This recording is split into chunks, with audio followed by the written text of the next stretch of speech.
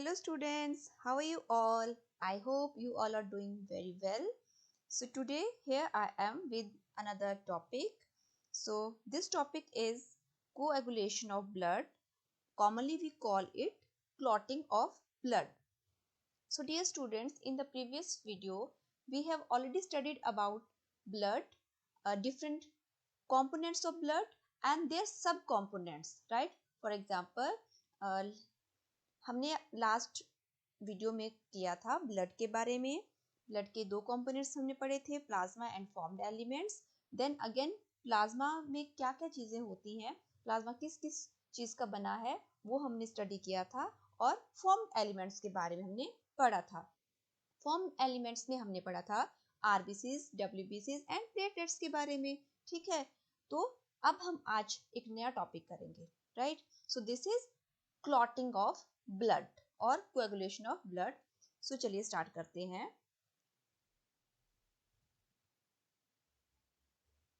So dear students, now what is clotting of blood समझते हैं.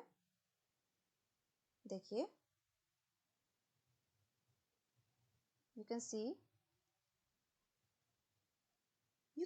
in this particular diagram a injured blood vessel. एक injured blood vessel है. ठीक है, पहले मैं आपको थोड़ा सा इसको एक्सप्लेन करती हूँ. लाइक फॉर एग्जाम्पल ये आपका क्या है, ब्लड वेसल है. देखिए, ये कोई भी आपका ब्लड वेसल है, इसके बीच में आपके क्या है, आरबीसीज हैं, डब्ल्यूबीसीज हैं, प्लेटलेट्स हैं, और जितने भी ब्लड के अंदर कंपोनेंट्स हैं वो सारे इसके अंदर प्रेजेंट होंगे. ये आपको सबको मालूम है. लेकिन क्या होता है कि फॉर एग्जाम्पल कभी आपकी फिंगर पे, आपकी किसी भी बॉडी पार्ट पे कोई कट लग गया, कोई इंजरी आपको हो गई, then what will happen?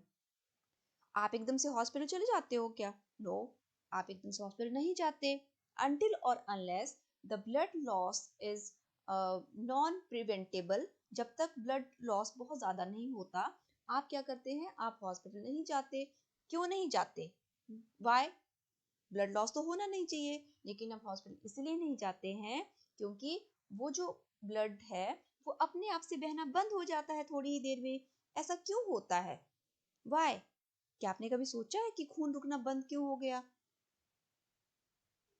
Yes, आपने सोचा तो होगा, लेकिन अब आज हम उसके प्रोसेस के बारे में पढ़ेंगे. हम वो प्रोसेस पढ़ने वाले हैं, वो रिएक्शंस पढ़ेंगे जो कि इसके लिए रिस्पॉन्सिबल होती हैं. ठीक है, तो मैंने आपको बताया कि ब्लड क्लॉटिंग का मतलब है कि ब्लड का बहना बंद हो जाना जब भी आपको कोई चोट लगे. तो ये सब क्यों होता है उस चीज के बारे में हम पढ़ेंगे, दैट इज कि ब्लड रुकना बंद क्यों हो जाता है. लेकिन स्टूडेंट्स, ये सिर्फ और सिर्फ उन्हीं इंजरीज के लिए है जो कि माइनर इंजरीज है. अगर आपको कोई ऐसी चोट लग जाए कि आपका ब्लड बहुत ज्यादा लॉस हो रहा है, तो वो खुद से नहीं रुकेगा, उसके लिए आपको फर्दर ट्रीटमेंट के लिए हॉस्पिटल ही जाना पड़ेगा. ठीक है, तो देखिए इस इमेज में आपको एक ब्लड वेसल दिखाया हुआ है. ठीक है, इसके बीच में ब्लड के कंपोनेंट्स हैं. तो what is blood clotting? Now blood clotting और clotting of blood is which also refers to as the process of hemostasis. इसको, इस प्रोसेस को हेमोस्टेसिस भी कहा जाता है. Is the formation of gel like और clot like structure is form which that prevents bleeding or loss of blood. ठीक है, लॉस ऑफ ब्लड को हम हेमरेज भी कहते हैं. ठीक है, सो जहाँ पे भी ब्लड वेसल्स इंजर होंगे वहां पर क्या होगा, ब्लीडिंग या लॉस ऑफ ब्लड रुक जाएगा. क्यों रुकेगा? बिकॉज वहां पे एक क्लॉट बन जाएगा. ठीक है, इसको हम कहते हैं खून का थक्का जम जाना, right? So this will happen, तो हमारा खून बहना बंद हो जाता है. तो डियर स्टूडेंट्स, आज के इस वीडियो में हम इसी के बारे में पढ़ेंगे. आई होप यू अंडरस्टैंड कि ब्लड क्लॉट क्या है. ठीक है, आप सबको ये तो मालूम जरूर होगा कि ब्लड क्लॉट का मतलब है खून का रुक जाना. बट वो ब्लड बहना बंद क्यों हो जाता है जब भी आपको चोट लगती है? सो यही हम आज पढ़ेंगे. Fine, so let's start now. देखिए, जो हमारा ब्लड लॉस है वो ब्लड रुकना बंद हो जाता है, उसके 3 स्टेप्स हैं. नंबर 1, देखिए, what happens during an injury. For example, आप यहाँ पे देख सकते हैं ये कोई ब्लड वेसल है, इसके बीच में क्या है, आपके ब्लड के कंपोनेंट्स हैं. अब क्या हुआ, सपोज इस पर्टिकुलर जगह पे इस एरिया पे आपको कोई इंजरी हो गई तो क्या होगा, आप यहाँ पर 3 प्रोसेसेस होंगी, बट सबसे पहले जो प्रोसेस स्टार्ट हो जाएगा वो होगा आपका जो फर्स्ट स्टेप है, that is vascular spasm. So what is vascular spasm? देखिए स्टूडेंट्स, वस्कुलर का मतलब, जहां पर भी वस्कुलर वर्ड आपका आएगा उसका मतलब होगा आपका ब्लड वेसल से रिलेटेड, राइट? किससे रिलेटेड होगा ये? ब्लड वेसल से रिलेटेड। तो यहाँ पर क्या होगा, जो आपका ब्लड वेसल है इस पर्टिकुलर एरिया में आपको क्या है, इस पर्टिकुलर एरिया में आपको कोई चोट लग गई तो यहाँ से जो ब्लड वेसल का जो डायमीटर है वो क्या हो जाएगा, कम हो जाएगा। ठीक है, जैसे आपका ब्लड वेसल ये है, यहाँ पर आपको चोट लग गई तो यहाँ पर वो श्रिंक हो जाएगा, थोड़ा अंदर को हो जाएगा। क्यों अंदर को हो जाएगा, ऐसा क्यों होगा यहाँ पर? ताकि जो आपका ब्लड लॉस वहां से हो रहा है वो होना कम हो जाए। तो this is your first step, जो कि एकदम से अफेक्ट में आएगा, वस्कुलर स्पैज्म इसको हम कहते हैं। ठीक है, then come to the next step, that is platelet plug. अब आपको पता है कि आपके ब्लड में क्या होते हैं, बहुत सारे प्लेटलेट्स होते हैं। हमें ये भी मालूम था कि प्लेटलेट्स जो है हमारे ब्लड क्लॉटिंग में हेल्प करते हैं, जो कि हम प्रीवियस क्लासेस से ही पढ़ते आ रहे हैं 9th स्टैंडर्ड से, और आई थिंक 8th स्टैंडर्ड से हमें ये चीजें मालूम होती हैं। तो प्लेटलेट्स का प्लग बनना, प्लग क्या होता है मैं आपको समझाती हूँ। प्लग मीन्स, देखिए, let's come to the previous slide. देखिए यहाँ पर क्या होगा, यहाँ पर नाउ लुक हियर, देखिए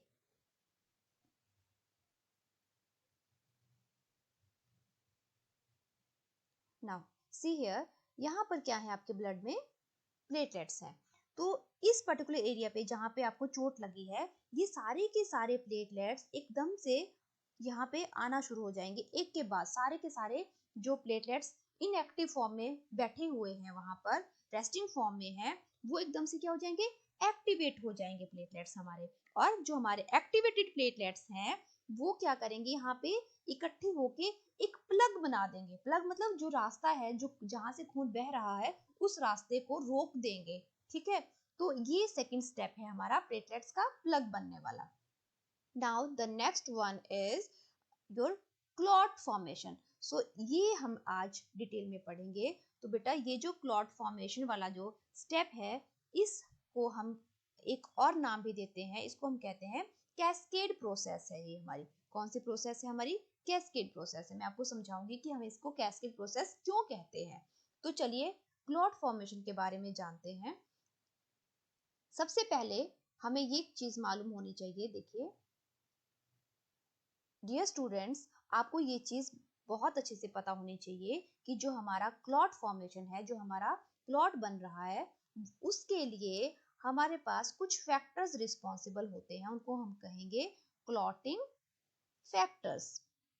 सो रिमेंबर दिस, कौन से फैक्टर्स होंगे, क्लॉटिंग फैक्टर्स हमारे रिस्पॉन्सिबल होंगे हमारे ब्लड क्लॉट के फॉर्मेशन के लिए। तो यहाँ पर मैंने आपके एक टेबल की फॉर्म में आपको मेंशन किया है आपके सारे के सारे क्लॉटिंग फैक्टर्स। सो हमारे पास, do remember this, that we have total 13 clotting factors. How many clotting factors? 13 clotting factors are there which are helpful in the formation of blood clot during an injury, right? So these clotting factors you can see here, these are written in your Roman numbers, fine, not in 1-2 form. देखिए आप थोड़ा सा इनको एक बार read कर लेंगे। Fibrinogen होते हैं आपके, प्रोथ्रोम्बिन होते हैं, then thromboplastin which is very important, the third one is important, your first, your second and then 4, ये आपको मालूम होने चाहिए। उसके अलावा आपका फैक्टर नंबर 10 भी बहुत ज़्यादा इंपॉर्टेंट है, लेकिन आपको ये फैक्टर्स एनसीईआरटी में गिवन नहीं है, ये आपके एडिशनल इंफॉर्मेशन के लिए ही है। तो आपको थोड़ा सा इसके बारे में पता होना चाहिए। ठीक है, तो आपको सिंपल सी चीज़ें पता होनी चाहिए कि क्लॉटिंग फैक्टर्स होते हैं जो कि 13 इन नंबर होते हैं, और वो हमारे ब्लड क्लॉट बनाने में आप ब्लड की हेल्प करते हैं, राइट? सो देखिए, now next I show you कि ये कैसे क्लॉट फॉर्मेशन होगा, उसके बारे में हम थोड़ा सा पढ़ेंगे। देखिए, yes, So this is your, see, देखिए, sorry,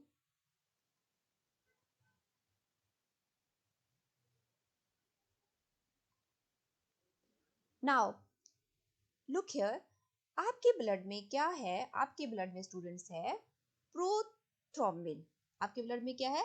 प्रोथ्रोम्बिन है। लेकिन बेटा ये जो प्रोथ्रोम्बिन है ये आपकी इनएक्टिव फॉर्म में प्रेजेंट होता है। किस फॉर्म में होता है? इनएक्टिव। देखो कोई इंजरी नहीं लग रही है, कोई चोट नहीं लग रही है, ब्लड अपना काम कर रहा है, उसको क्या जरूरत है कुछ भी बिना मतलब से करने की, तो वो इनएक्टिव फॉर्म में होगा। लेकिन जैसे ही कोई इंजरी होगी उसको वो कन्वर्ट हो जाएगा अनदर फॉर्म में, विच इज योर एक्टिवेटेड फॉर्म। ये एक्टिवेटेड फॉर्म में कन्वर्ट हो जाएगा, एक्टिव हो जाएगा, that means which is your thrombin. ठीक है, लेकिन this is extremely important, now please listen very carefully, that कि जो प्रोथ्रोम्बिन है वो आपके ब्लड में प्रेजेंट होगा, ये इनएक्टिव फॉर्म में होता है।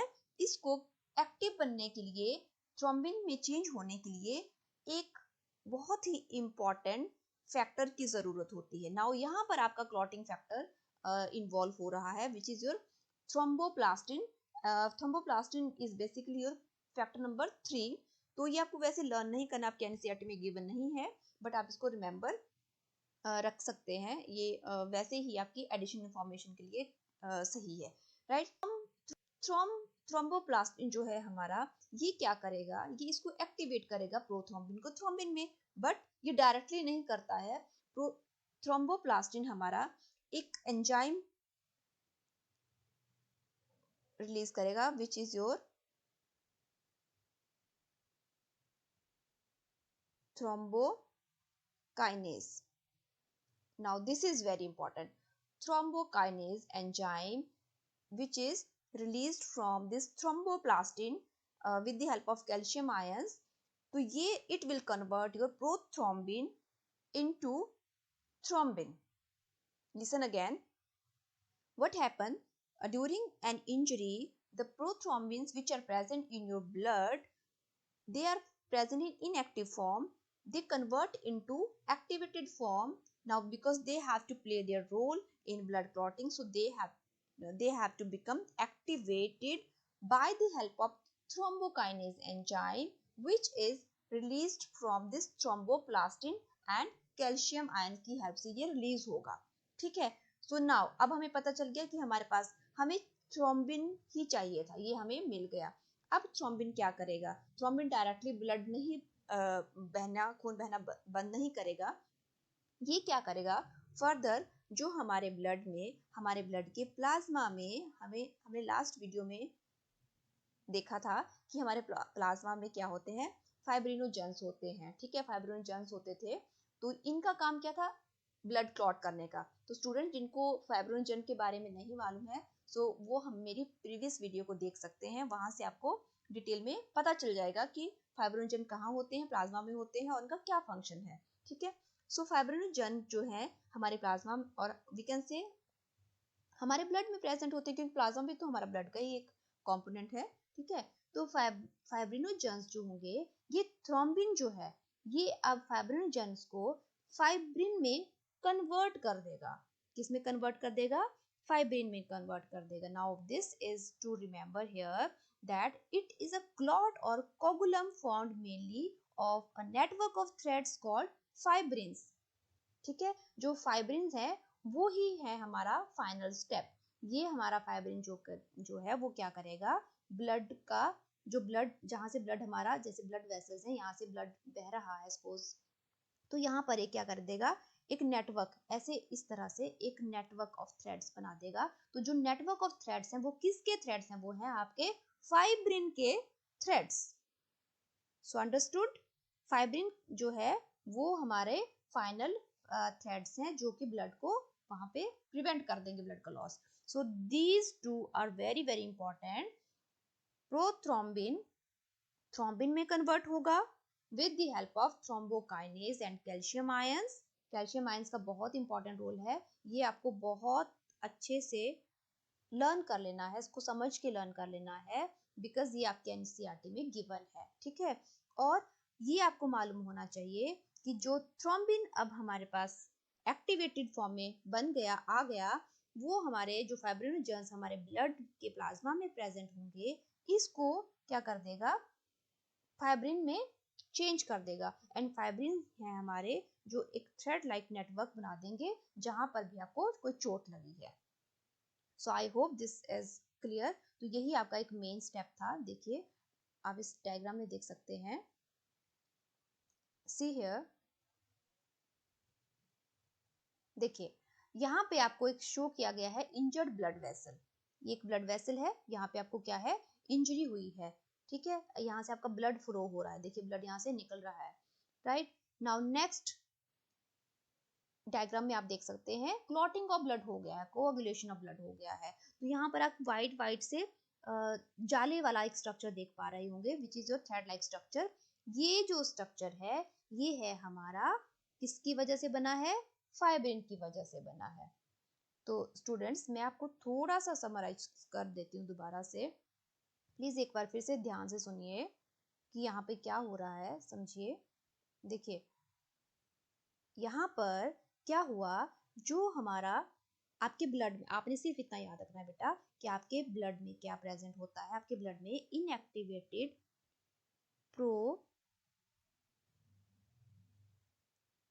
प्रेजेंट है, ठीक है।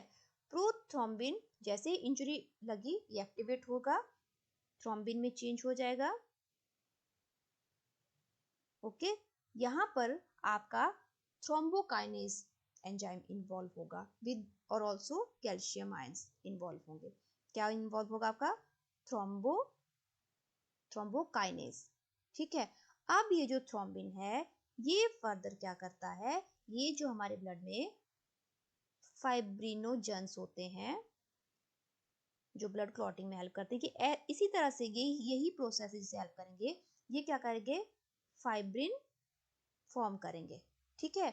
तो फाइब्रिनोजेंस जो है फाइब्रिन में चेंज होंगे थ्रोम्बिन की वजह से, लेकिन थ्रोम्बिन इन एक्टिवेटेड फॉर्म में जो कन्वर्ट होता है वो थ्रोम्बोकाइनेज की वजह से होता है। Now one more point two remember here is, जो हमारे फाइब्रिनोजेंस हैं ये सॉल्यूबल होते हैं, ठीक है। अब ये सॉल्यूबल होते हैं तभी तो ये ब्लड में रहते हैं, लेकिन जैसे ही अब क्योंकि इन्होंने क्या बनाना है, इन्होंने बनाना है थ्रेड लाइक स्ट्रक्चर इस तरह से, तो ये इनसॉल्यूबल, ये है हमारे इनसॉल्युबल फॉर्म में चेंज हो जाते हैं, ठीक है। तो आपको ये चीज याद करनी है और अच्छे से समझ लेनी है, ठीक है स्टूडेंट्स। सो एक और एडिशनल इंफॉर्मेशन मैं आपको देना चाहती हूँ, जो कि है आपके कुछ पाथवेज इन्वॉल्व होते हैं आपकी क्लॉटिंग के प्रोसेस में। So here you can see intrinsic pathway and extrinsic pathway, ठीक है। जैसे आपके नाम से पता चल रहा है इंटरनल एंड एक्सटर्नल, तो ये क्या पाथवेज होते हैं, ये आपके एनसीईआरटी से थोड़ी एडिशनल इंफॉर्मेशन है, प्लीज इसे ध्यान से समझ लीजिए।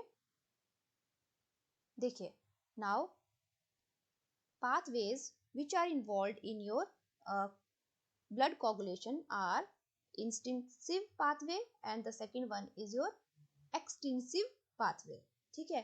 सो पहले हम समझ लेते हैं आपका इंस्टिंक्टिव पाथवे के बारे में। देखिए तो ये क्या है, this pathway is initiated by the events that takes place with in the lumen of blood vessels. ये इंस्टिंक्टिव है, देखिए नाम से पता चल रहा है कि इंटरनल फैक्टर है, इंटरनल पाथवे है, सॉरी। सो इंटरनल पाथवे जो है वो हमारे ब्लड के ल्यूमन में ही इनिशिएट होगा, वहां से इसकी स्टार्टिंग होगी। The instinctive pathway requires only your clotting factors, आपका कैल्शियम आयंस, ठीक है, ये आपको ये इसके लिए रिक्वायरमेंट है।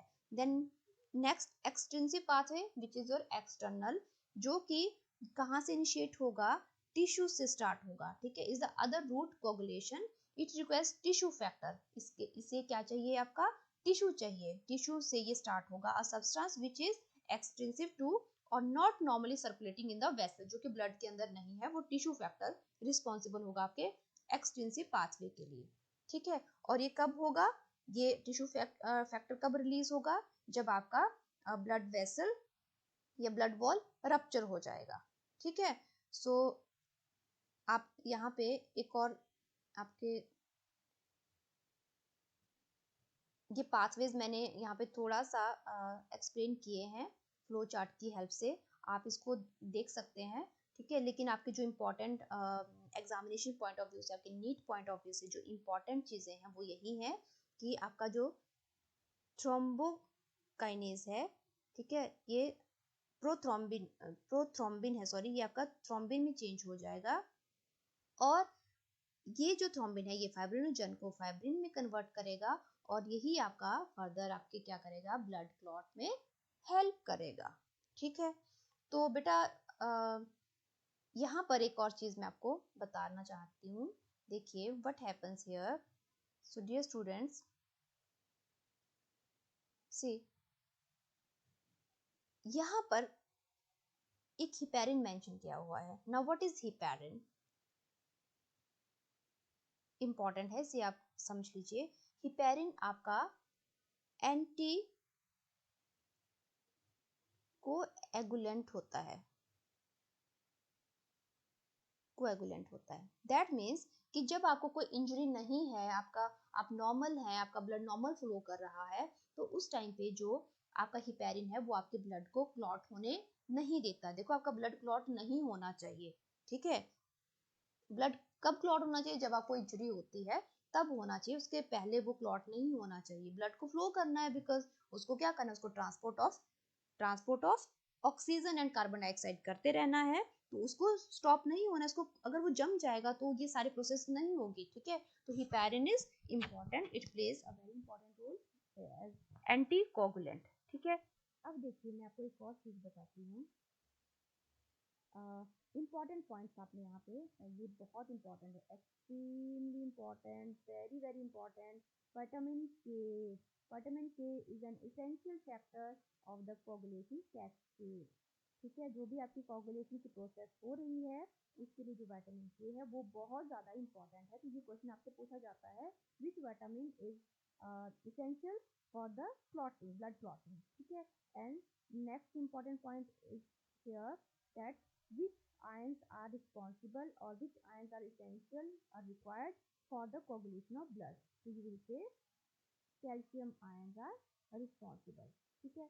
Now students एक और चीज समझ लीजिए, क्योंकि इस ब्लड कोगुलेशन के प्रोसेस में क्या हो रहा है, बहुत सारे स्टेप्स इन्वॉल्व हो रहे हैं, आई मीन टू से बहुत सारे फैक्टर्स इन्वॉल्व हो रहे हैं। तो जैसे कोई एक फैक्टर है, सपोज करिए एक फैक्टर है, ठीक है, ये नेक्स्ट को एक्टिवेट करेगा, ठीक है, नेक्स्ट की वजह से वो नेक्स्ट को कुछ एक्टिवेशन देगा, और ये सारे आपस में क्या होते हैं, इंटरलिंक्ड होते हैं। तो ये क्या है, ये एक स्टेप वाइज प्रोसेस चल रही है। तो ये हम जैसे आपका पानी का झरना, जैसे पानी, जैसे आप स्नोफॉल, सॉरी, वाटरफॉल देखते हैं, ठीक है, तो वाटरफॉल ऐसे ही करता है, लाइक आप माउंटेन्स में, हिली एरियाज में देखेंगे, इस तरह से पानी फ्लो करता है, ठीक है।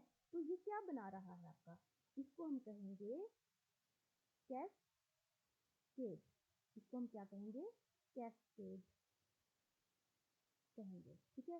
What is the meaning of cascade, cascade का मतलब होता है जो पानी का फ्लो करना, झरना जो होता है आपका, ठीक है। तो कैस्केड प्रोसेस है, ये कौन सी प्रोसेस है, कैस्केड प्रोसेस है, बिकॉज बहुत सारे क्लॉटिंग फैक्टर्स जो हैं वो रिस्पॉन्सिबल हैं, और सारे के सारे फैक्टर्स एक दूसरे को एक्टिव करते हैं, ठीक है, और एक दूसरे के साथ इंटरलिंक्ड होते हैं, कनेक्टेड होते हैं, और सारे के सारे जो आपके कोगुलेशन फैक्टर्स हैं वो ब्लड कोगुलेशन की प्रोसेस में हेल्प करते हैं, खून को बहने से रोकने में हेल्प करते हैं। तो दैट इज वाई इस प्रोसेस को हम कैस्केड प्रोसेस भी कहते हैं, ठीक है। तो आपने ये इंपॉर्टेंट पॉइंट अच्छे से समझ लेने हैं, ठीक है। एंड ये जो आपका दिस स्लाइड, यहाँ पे जो मैंने आपको चीज़ें लिखी हुई हैं रिएक्शन के फॉर्म में, ये तो बहुत ही ज़्यादा इम्पोर्टेंट है, ये आपके एनसीईआरटी में गिवन है, ये बहुत ज़्यादा इम्पोर्टेंट है। तो students quickly I want to summarize this topic, ठीक है। तो एक फटाफट से हम एक रिकैप कर लेते हैं जल्दी जल्दी में। देखिए क्या होता है, हमने क्या पढ़ा, हमने पढ़ा, एक बार हम बैक स्लाइड पे आ जाते हैं, then I explain one more time.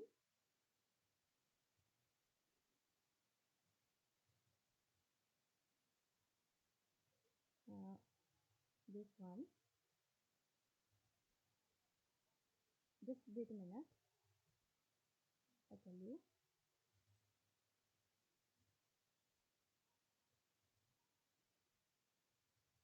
Okay, so देखिए now फटाफट से क्विकली हम इसको रिकैप करेंगे हमारे कोगुलेशन ऑफ ब्लड को। तो स्टूडेंट्स, कोगुलेशन ऑफ ब्लड में क्या हमने देखा? हमने देखा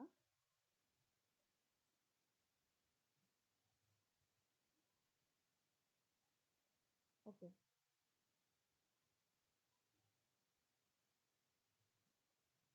हमने देखा कि जब भी किसी को भी कोई इंजरी लग जाए फिंगर में, किसी भी बॉडी पार्ट में, या आपका जो भी वुंड होगा, जो आपका घाव होगा, वो बहुत लंबे टाइम के लिए उसमें से ब्लड नहीं निकलता है।